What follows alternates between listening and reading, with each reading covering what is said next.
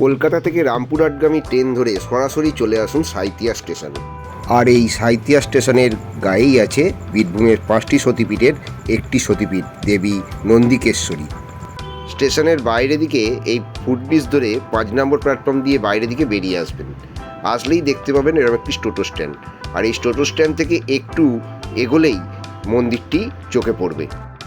এই দেখুন, এই হচ্ছে মাতা নন্দিকেশ্বরীর মন্দির। সামনে অনেক পুজোর ডালার দোকান আছে, এখান থেকে পুজোর ডালা কিনে মন্দিরে প্রবেশ করুন।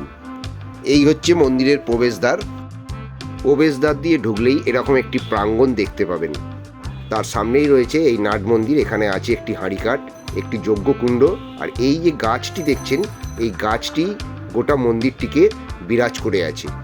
আর এই গাছের নিচেই মা নিজে অধিষ্ঠান করছেন। এই হচ্ছে মূল বিগ্রহ। ভেতরে নন্দিনী মা একটা বড় কালো শিলাতে পূজিত হয়। এখন যদিও সিঁদুরের প্রলেপে লাল হয়ে গেছে। জনশ্রুতি অনুসারে এখানে সতীর কণ্ঠহার অর্থাৎ ব্রণ পড়েছিল। আর এখানে মায়ের ভৈরব হিসেবে বিরাজ করছেন বাবা নন্দিকেশ্বর। এই হচ্ছে বাবার বিগ্রহ।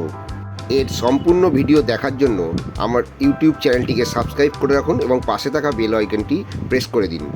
আর এই ভিডিওতে একটি লাইক দিতে ভুলবেন না কিন্তু।